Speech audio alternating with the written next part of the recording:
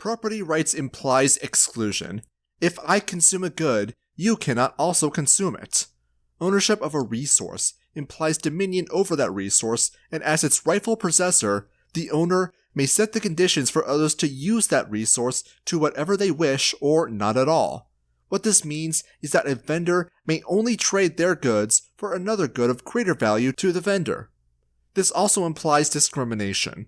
Some shops may not sell their goods to people on Sundays or offer their goods at lower prices during certain times of the day. Happy hours at bars, for instance. They may also discriminate based on ethnic or racial prejudices, refusing to sell beer to Slavs, for instance.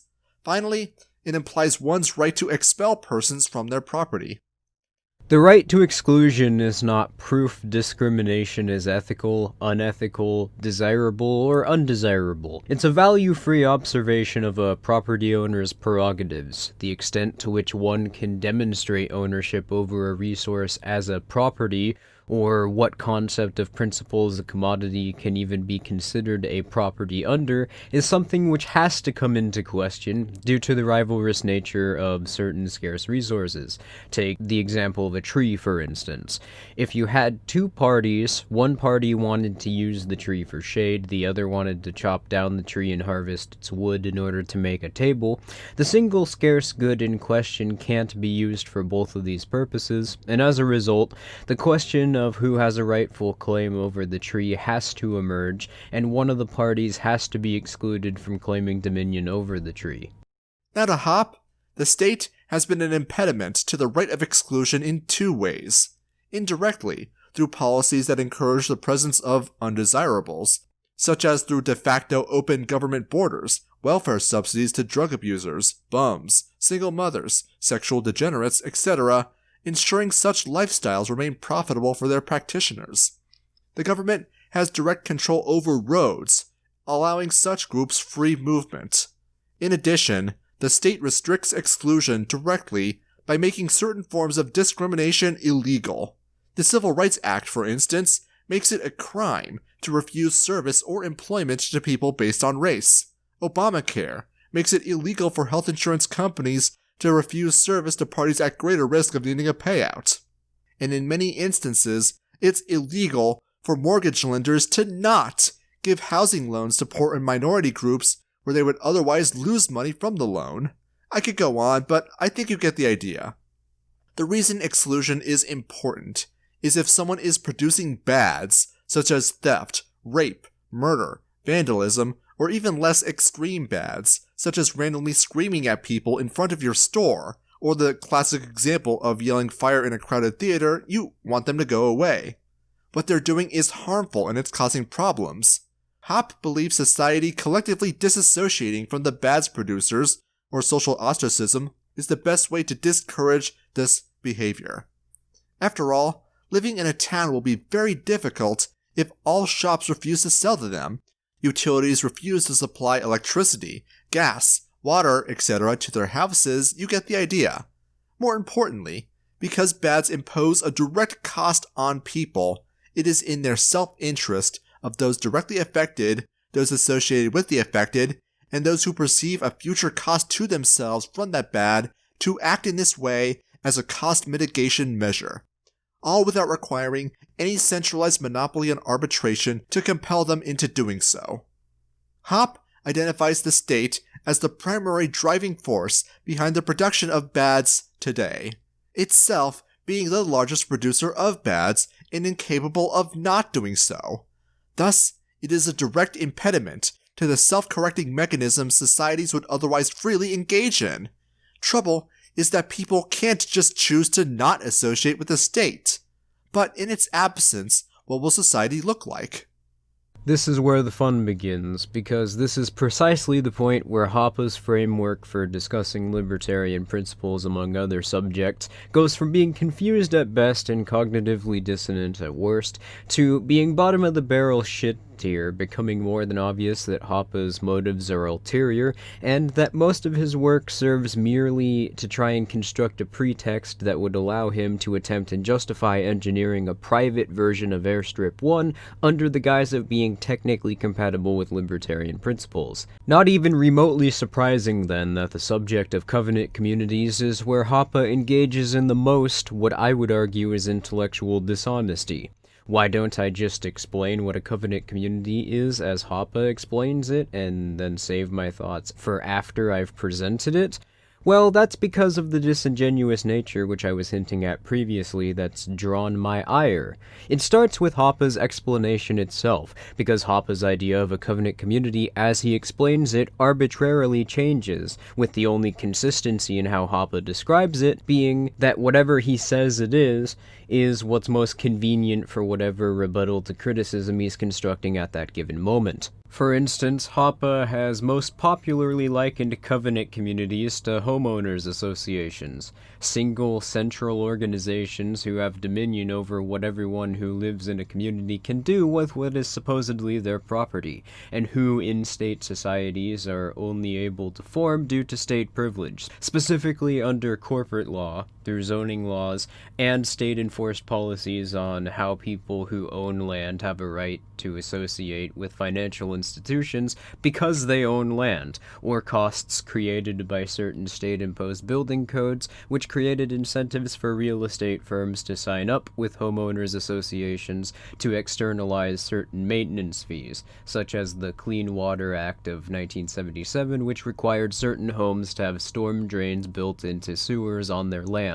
Hoppe has also asserted that covenant communities are societies where all associations between members are based on bilateral consent, and he's described covenant communities as any time anyone associates with other people under any circumstance, with it being the case that Hoppe appears to not be consistently capable of even providing a decisive, coherent description of what a covenant community is when attempting to defend them as a form of legitimate contractual association. This causes Hoppe's defenses to fail to the demarcation problem. In other words, he has to modify his initial proposition so many times that it's no longer clear by the end what it stands as a rebuttal to or what it attempts to prove because it loses its tangibility as a concept. So the best way then to understand what Hoppe means when he refers to covenant communities is to understand his contract theory, along with his perception of how society is organized from a fundamental premise. So, how a culture would form, what defines a culture, what is the influence of cultural norms onto society, or vice versa, and so on. If covenant communities are an incoherently broken idea, then the last logical steps before Hoppe attempts to argue for covenant communities could perhaps help us understand the framework he's approaching from, which can give us an idea of what specifically he and his followers see as defining traits which make them so adamant that CCs are justified and necessary for the libertarian philosophy. Starting off with culture and social cohesion, Hoppe has outright stated on numerous occasions that he views cultural norms as something which are imposed onto society due to structural incentives he views as being inherent to all social organization, most notably due to it sparking the most controversy within the libertarian movement. As explained previously, is his view that paterfamiliases emerge naturally within communities which own more property than everybody else, and somehow just inherently are collectively seen by everyone else as just arbiters who can impose social norms designed to benefit the interests of property owners within the community in question. And because of such conflicts, we seek out norms of behavior with the very purpose of avoiding conflicts. If we did not want to avoid conflicts, the search for norms of conduct would be obviously senseless. We would simply fight and struggle. Absent now a perfect harmony of all interests, conflicts regarding scarce resources can only be avoided if all scarce resources are assigned as private exclusive property to some specified individual or individuals. That is logically so.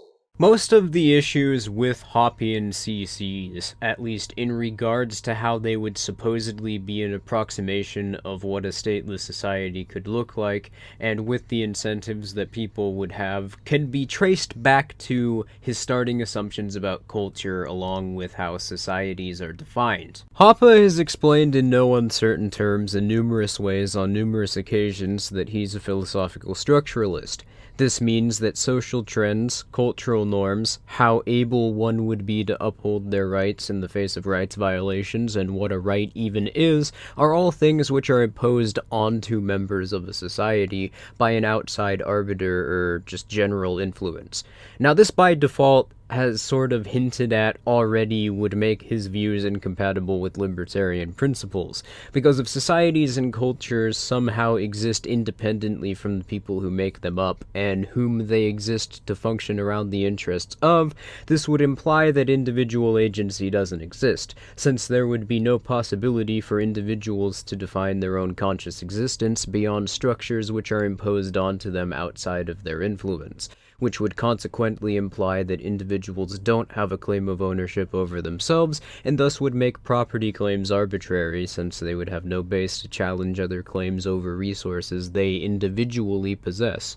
Hoppe's structuralist approach to the study of social organization would also put his views at odds with the Austrian methodology, as the fundamental premise in the study of markets from the Austrian perspective is that social organization is based around human actors, because human actors only engage in activity which they deem at that moment to be a means towards achieving their own relatively conceived most highly valued preference. The prescriptive approach Hoppe assumes of a natural aristocrat imposing social norms onto society in the aims of defining the interests which people in that society trade around would be a complete absurdity from the perspective of a real praxeologue, as well as a real libertarian, and really just from the perspective of a methodological individualist in general. Based on knowing what Hoppe starts off with in his premise when approaching the subject of culture and social organization, we already can effectively narrow down Hoppe's idea of a covenant community exclusively to the first possibility, since all other possibilities require just property relations to not be arbitrarily conceived of, and also wouldn't make any sense within the context of why Hoppe argues that community covenants are a necessary feature of a free society. But just for the hell of it, and because I don't know about Heretic, but I want this essay to leave no stone unturned, let's go over Hoppe's property ethics. Damn right we're leaving no stone unturned. Anyways, how Hoppe conceives property basically shouldn't be controversial, at least to libertarians, as he recognizes the Lockean homesteading principle in addition to rights of exclusivity and dominion. What that means is, basically, if there's an unowned resource, you have the right to claim it, and it's yours. Where he goes astray is the implication of property and how it relates to solving interpersonal conflicts, which is the purpose of ethics entirely. Suppose, for instance, I am washing windows on the exterior of a high-rise. The scaffolding I'm on collapses, and I would otherwise fall to my death. But I managed to grab a hold of a flagpole next to the window of someone else's apartment, and I'm holding on for dear life. I kick the window and get the resident's attention. He opens it and says to me, "What are you doing on my flagpole?" I am here by pure accident. If I let go, I'm going to fall to my death. Please let me in so I don't die, and I will leave right away. No, you are trespassing. So as the rightful owner of this apartment and that flaghole, I deny you permission into my property and demand you get off my flagpole. Of course, this assumes that 1, the guy owns his apartment and is not simply renting it, and 2, this guy is reprehensible enough to make such a demand. The question is he justified in doing so? According to Hoppe, yes. One of the most important functions of property is exclusion and discrimination. Proprietors can decide who can enter, who cannot, who must leave after they have already entered, and the extent to which they can use force to remove people from their property. If people cannot do this, people don't functionally have property rights at all, making property either unowned or property rights are simply being infringed upon, which of course requires a government. This infringement would therefore be a violation of self-ownership, and thus, to deny property owners the right to discriminate is denying them their self-ownership, which, if you recall argumentation ethics, would be a performative contradiction. I'll refer to this as the discrimination principle. For Hoppe, I inadvertently aggressed against the owner by holding onto the flagpole, someone else's property, thus he is justified in commanding me to die. The usage of property rights in a predatory manner is hardly unrealistic. Someone may very well own a house, then someone buys all the land surrounding that house and demands a fee from the house owner for the privilege of being able to leave their own house. This is known as entrapment. Alternatively, one may demand restitution from the man he shot in cold blood for stealing the bullet he shot him in the chest with. The possibilities are theoretically infinite. However, for the sake of argument, this is known as the flagpole problem. The flagpole problem was originally devised as a criticism against the non-aggression principle, but it perfectly illustrates how natural law conflicts with the discrimination principle. For natural law proponents such as myself, the resolution of this conflict is actually very simple. The usage of one's property to cause harm to another is a violation itself of the non-aggression principle. One doesn't simply have the right to use their property for imprisonment, even if the surrounding land were legitimately acquired.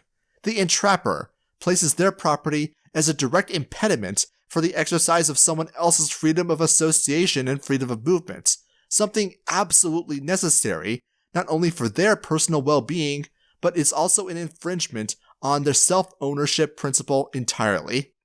The discrimination principle makes mutually exclusive two people's right to self-ownership.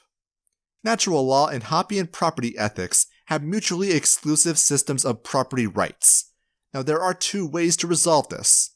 The first being arbitrarily.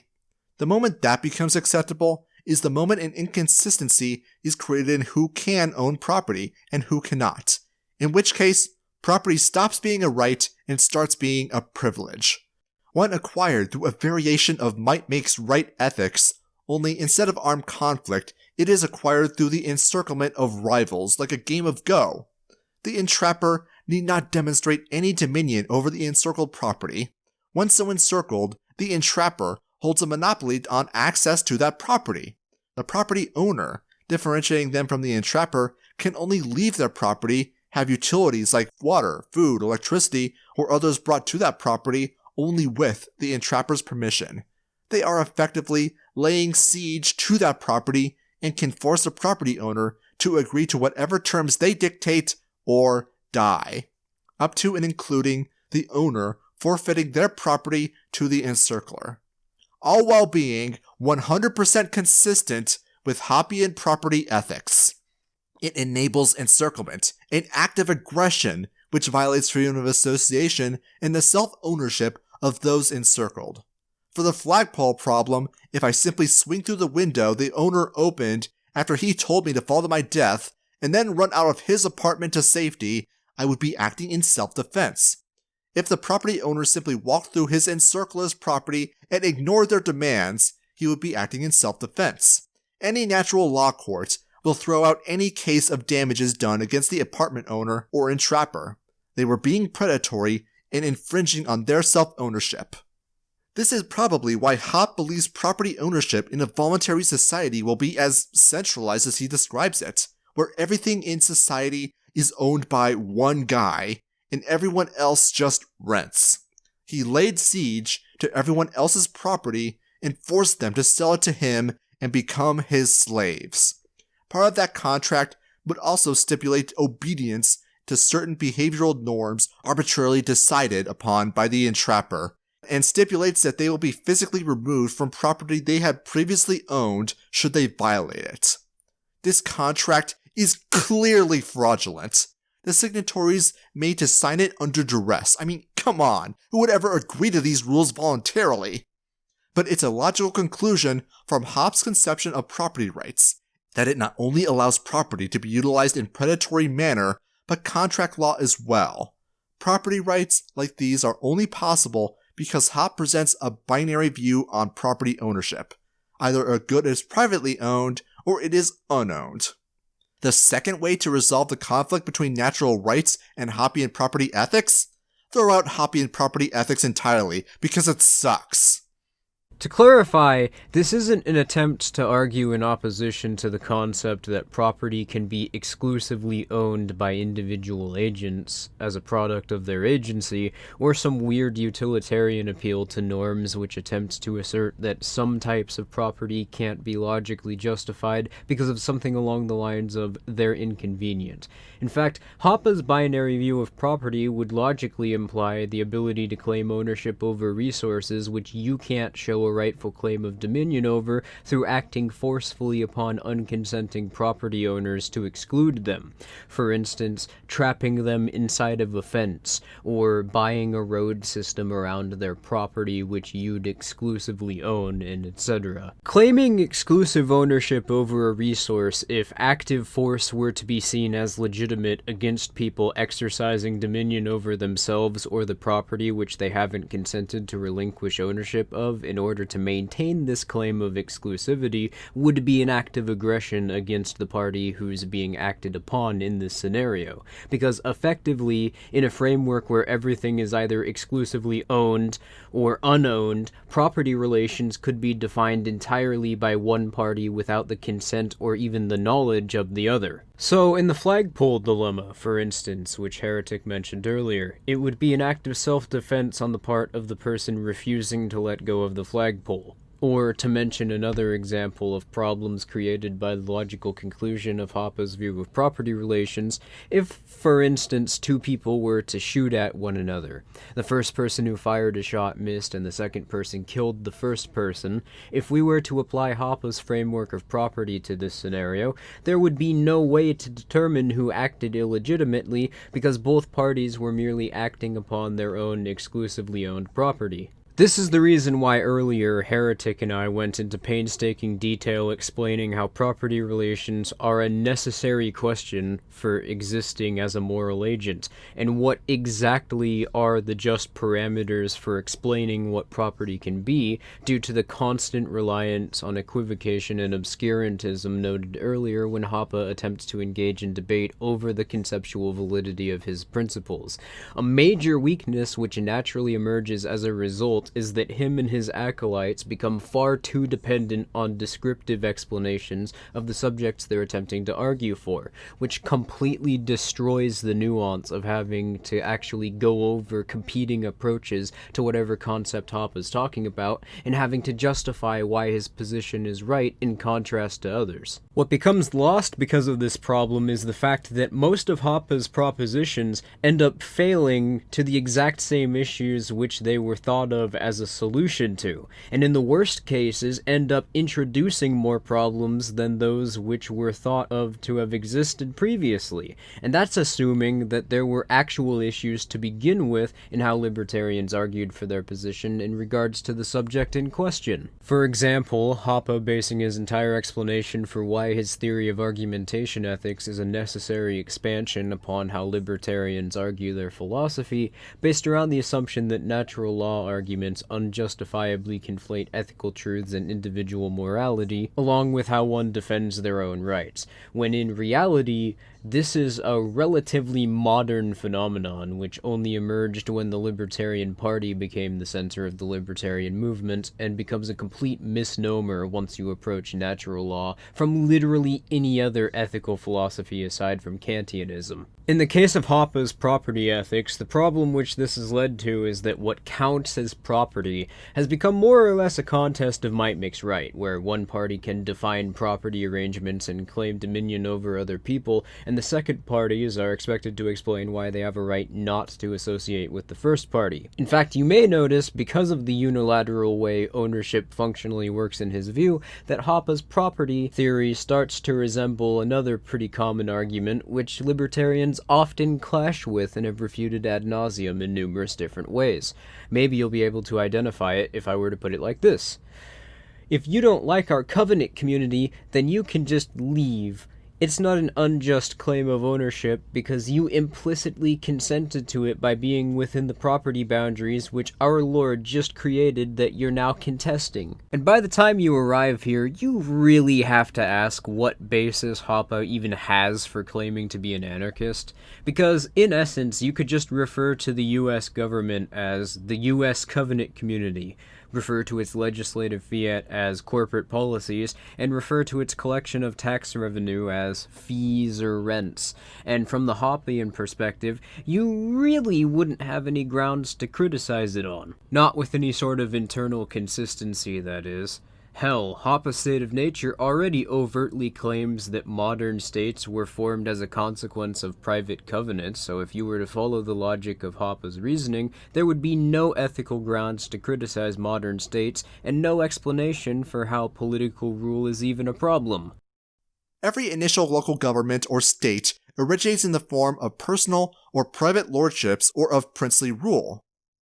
Which, of course, is another argument commonly levied by statists against libertarians, usually intended to be a perceived problem with the libertarians' concept of social organization, which has been refuted by real libertarians numerous times in numerous different ways, not only affirmed by Hoppe, but gleefully endorsed as an argument to try and justify the libertarian view of society. Hoppe should stop trying to associate his views with natural law anarchism and libertarian philosophy, because his views have absolutely no fundamental compatibility with those of libertarians, and because his views are associated with libertarianism, it actively makes it more difficult for libertarians to argue for their position.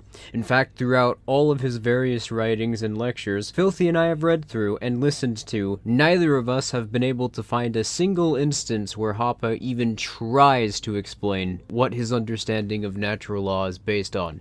In fact, most instances where he refers to natural law, he uses it interchangeably with or in reference to the concept of natural aristocracy, and his so-called natural order, or the logical conclusions of the natural order. So unless someone can prove me wrong by citing Hoppe's explanation of natural law as derived from coherent ethical principles, which I'd be more than willing to accept that I am if someone can, it's implied heavily, even within the internal reasoning of Hoppe's view of law, that the law is fundamentally arbitrary, since it's made up entirely by policy standards imposed onto society by society's aristocrats. This is not libertarianism. This is consequentialism masquerading as libertarianism. All of this is done in the name of the family, or for the good of the libertarian social order. It's totalitarian. A society in which you cannot trust your neighbor not to report you to the Stasi for engaging in actions the proprietor of the covenant community arbitrarily disapproves of. For example, environmentalism, homosexuality, or even engaging in wrongthink. Don't believe me? There can be no tolerance toward Democrats and communists in the libertarian social order. They will have to be physically separated and expelled from society. Likewise, in a covenant founded for the purpose of protecting family and kin, there can be no tolerance towards those habitually promoting lifestyles incompatible with this goal. They, the advocates of alternative non-family and kin-centered lifestyles, such as, for instance, individual hedonism, parasitism, nature-environment worship, homosexuality, or communism, will have to be physically removed from society too, if one is to maintain a libertarian order. If we're addressing Hoppe, we have to talk about the physical removal thing. It's mandatory. Let me clarify how physical removal works first. A covenant community, if you recall, is a privately owned community whose commercial and residential spaces are leased out to tenants. Part of this lease contract includes an agreement to abide by the rules. In it are grounds agreed upon by which the tenant acknowledges they may be evicted from the property. This eviction is what is meant by physical removal. So just to be clear, we know Hoppe does not advocate for evicting people from their own legitimately owned property because they engage in arbitrarily defined bad neighbor behaviors, like for example thought crime. Hoppe does not advocate for using violence against peaceful people to maintain a libertarian social order. I mean, come on, don't be ridiculous.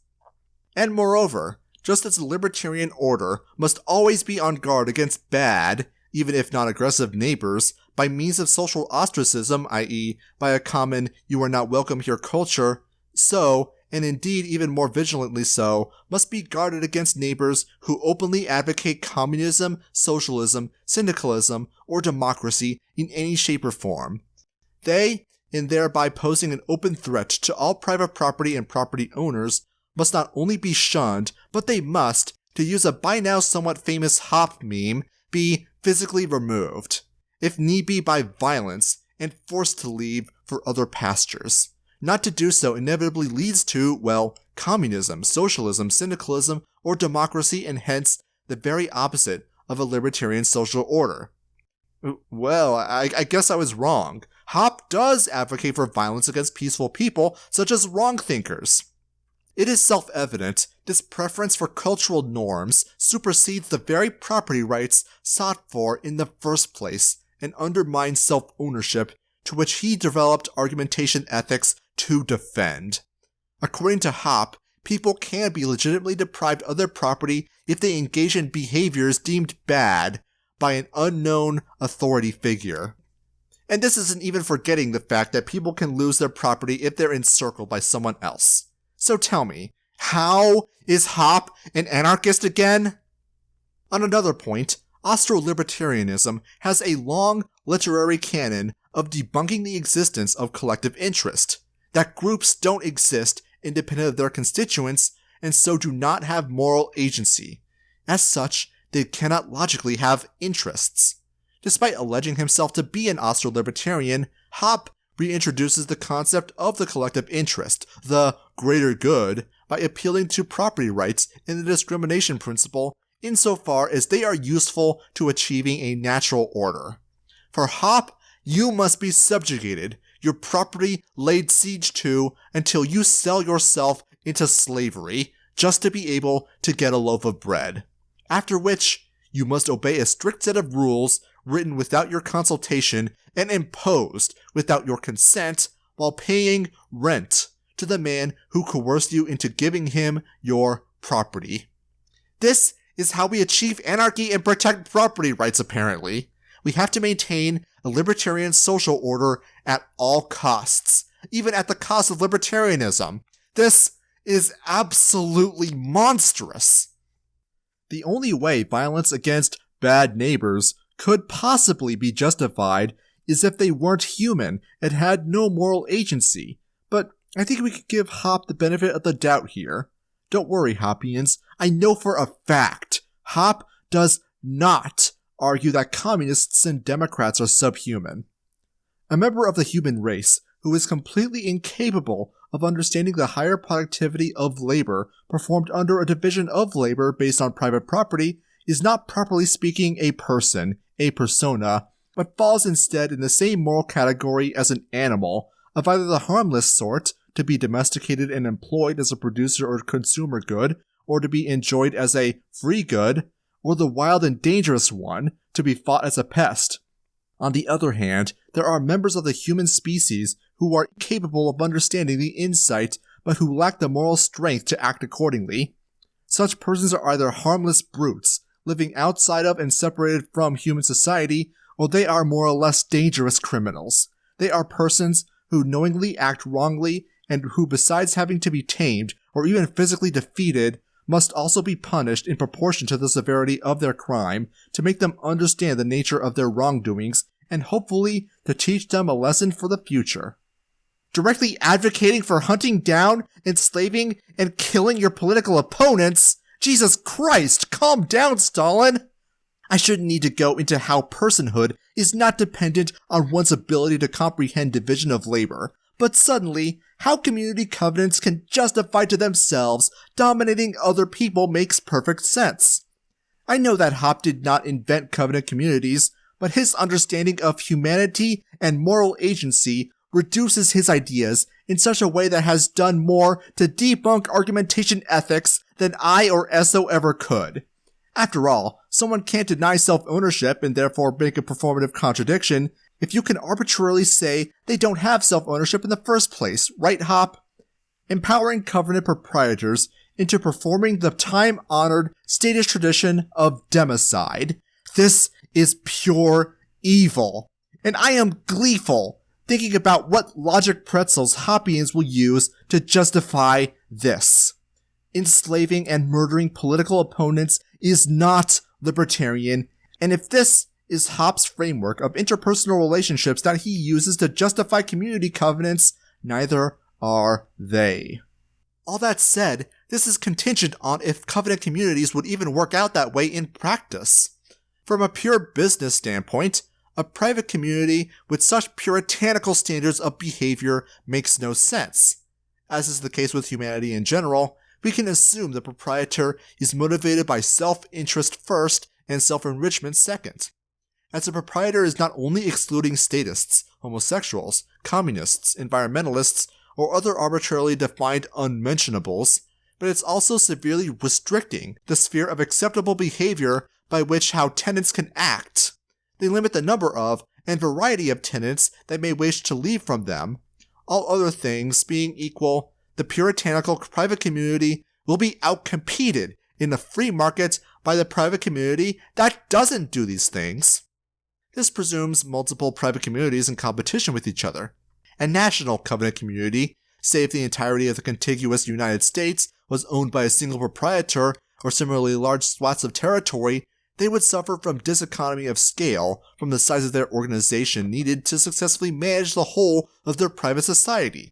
To say nothing of the fact that individuals are justified in defending themselves against predatory uses of property rights, and any honest natural law court will affirm this. But let's not lose sight of the problem that covenant communities are attempting to solve, namely, the perceived degeneration of culture under modern societies and the extent to which a degenerate culture is a direct impediment to libertarianism. Through this direct connection, logic dictates that a society with non-degenerate cultures, that is to say, puts family, kinship, and hierarchy as of supreme importance, will be libertarian, or at least will become libertarian eventually. Culture is the sum of human action and an emergent property of social interaction. The extent to which people are free is the extent to which culture can flourish. Conversely, the extent to which the state interferes with human action through taxation, economic restriction, licensing, zoning, etc., makes them an impediment to human action.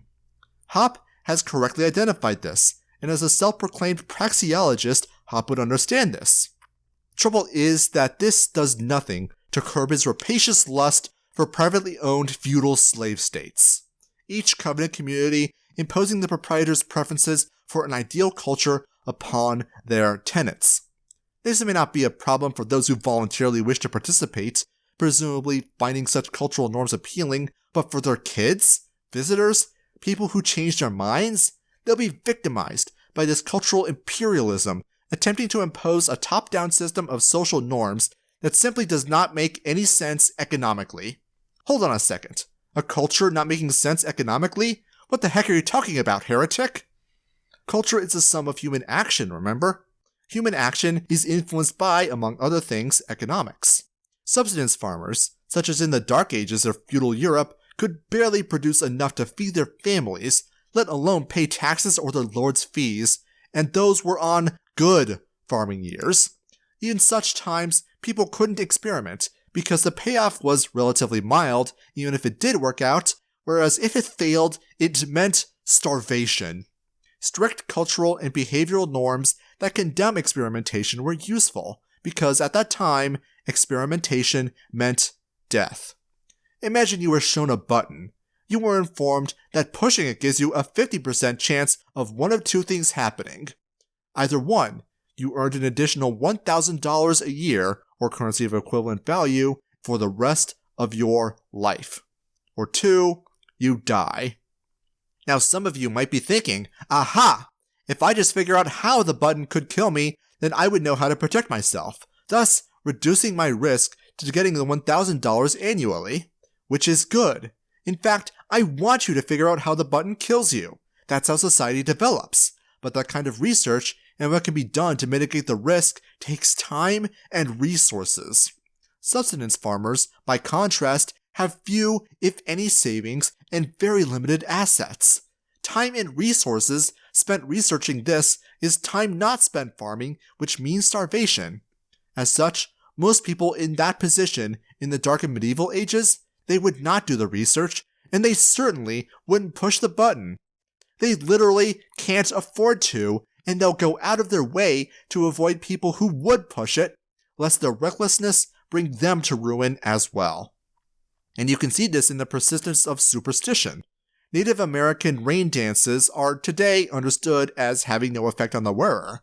However, in those days, when a drought was the difference between life and death for you and everyone you knew, well, you literally cannot afford to take the gamble that rain dances do nothing, now can you? As the rate of savings increased with technological and economic development, people could afford to experiment with farming without rain dances, alternative lifestyles, and more. Some of it has been wonderful, some of it has been disastrous, and much of it is based on one's own preferences. For its time period, the strict cultural norms Hoppe idolizes were useful for ensuring survival. To impose them upon society, even in our modern statist world, let alone in a society as advanced and prosperous as the stateless voluntary one, would be a gross anachronism. They are no longer necessary for survival. The only reason people would adopt it is because either they already had those preferences, they were imposed upon them, or because the economic circumstances dictate it. We already know that the third is not the case, unless Hoppe were to out himself as a primitivist. The second is blatant coercion, and the first, well, we know these people with those preferences do exist. After all, Mr. Hoppe exists. However, I doubt these people will even be able to implement their views in anything more than niche neighborhoods, small, private enclaves. Which is fine, don't get me wrong, but there's a purpose to this desire for culture, beyond being around those with like preferences. Hoppe argues a culture that strictly adheres to family, kinship, and hierarchical relations is necessary to maintaining a libertarian social order. Culture is not Hoppe's endgame, but a means to an end. Because it would be in everyone's economic interests to remain in anarchism, they would therefore be incentivized to adopt more traditionalist and conservative, that is to say, pro-natural order cultural preferences. The trouble is that Hoppe fails to extrapolate on why his feudalist slave society, aka the natural order, has a monopoly on successful anarchist societies. All that is explained is that so-called left libertarians, which Hoppe fails to define, are tolerant of or even embrace anti-natural order's ideas, practices, and lifestyles, thus making them antagonistic to the natural order and thus by extension anarchism. Why are so-called anti-natural order ideas mutually exclusive to anarchism?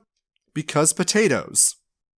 Hoppe presents his natural order as though it were the only way an anarchist society can remain anarchist, as though drug use, alcoholism, homosexual lifestyles, single motherhood or the like necessarily lead to statism. These behaviors are certainly encouraged by the state, but none of these actions create any victims, so he can't make any ethical argument against them, and without clear cause and effect to how bad behavior leads to statism, this is a baseless assertion. Even believers in democratic or communistic statism aren't creating any victims either. Democratic and communist states certainly do create victims, and will always create victims, of course. But simply having that belief, or even expressing that belief, aggresses against nobody.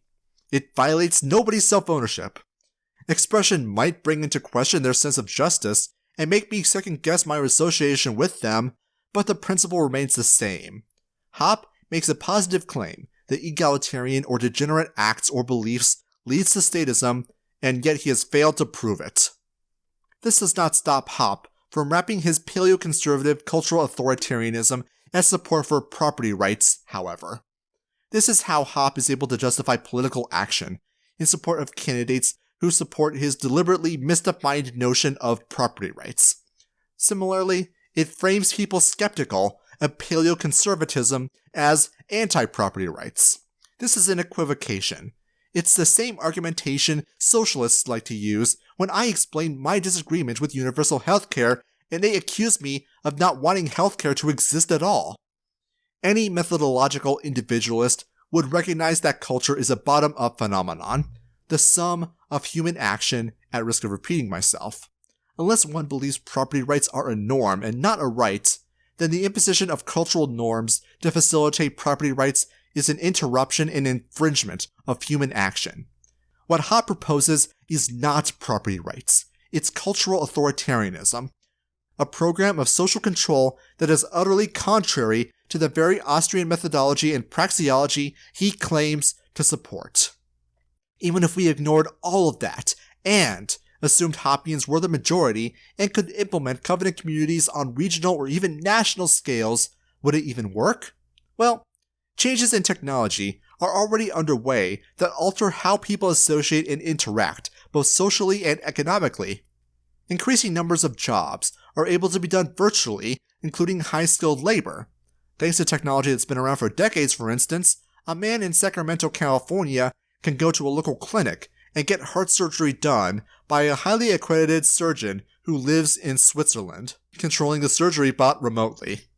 Factory work is increasingly done by robots, and complex work able to be done by robots controlled remotely. Trades in the future might be done by handyman controlling or even programming drones. The point is, physical proximity is no longer a prerequisite for economic participation, as transaction costs for virtual production are plummeting to such lows they're actually becoming cheaper than proximity to the means of production. Of course, the extent to which people can connect, network, and communicate across the world is a foregone conclusion. Networking and joining social groups of like interests is easier than cheaper than ever. Human action demands that humans act purposefully, and as a self-proclaimed praxeologist, Hoppe should understand this, though he can be forgiven for not knowing the full socio-political implications of the internet. So, what purpose is served by covenant communities when joining them is economically irrational? Just to clarify, I am a Catholic. I have not taken state-prohibited substances in my life. I disagree with the homosexual lifestyle. I find the taste of alcohol abhorrent, and I understand that single motherhood is one of the worst environments to raise a hatchling in. So my problem with Hoppe's covenant communities has nothing to do with the enforcing of a lifestyle I disagree with. I would actually be quite comfortable in one. The problem is that covenant communities are trying to solve a problem that doesn't need to be solved. One's own cultural preferences are just that, preferences. They make no claim about how other people ought to live, how they ought to associate and organize. I disagree with the homosexual lifestyle. I can give religious or medical reasons as to why one shouldn't practice it, but they aren't hurting anyone, so they have a right to do it. Look, in and of itself, a bunch of cultural Puritans getting together and forming a privately owned society is not unethical. I don't want to participate, and that should be the end of it. It's none of my concern.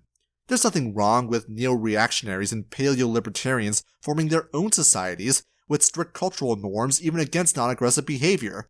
In fact, using social ostracism to enforce these norms is genuinely a good thing. Great, in fact. If that's all Hoppianism entailed, then there would be nothing for I or Esso to contest. However, Hoppe's anti-property ethics, unilateral contract theory, advocacy for political rule, overt calls for violence, and the top-down, structuralist imposition of cultural norms undermine anarchism and prevents Hoppe from being able to criticize political rule with any consistency, all in the service of creating a so-called natural order. Hoppe's natural order is neo-feudalist, as we established last chapter. Covenant communities exist to create and preserve the natural order and will themselves attempt to be a natural order. It is argued that covenant communities are voluntary associations, so my question is, who would volunteer to be a serf? Virtually nobody. For these reasons and more, the only means by which this natural order covenant community will come about is if it's imposed by force, a result of a predatory landowner laying siege to people's property through encirclement until they give in and surrender their property rights. A covenant community, as Hoppe presents it, is a nation-state. The only difference between it and modern governments would be the social contract being an actual written contract, albeit one people are coerced into signing. But given that a covenant community proprietor can give themselves a monopoly on arbitration through means completely consistent with the discrimination principle, whether or not a written contract is even necessary is still up in the air. Hoppe would not find this point controversial, as he explicitly states that his natural order is the origin of state rule and state power. While an anarchist social order possibly becoming statist is not a valid argument against anarchism, since it's an unfalsifiable claim that falls into whataboutism, Hoppe, sabotaging his own ability to refute political rule conceptually, suggests Hoppe has found an avant-garde solution to this problem. Can't make an anarchist society statist that's already statist, now can you?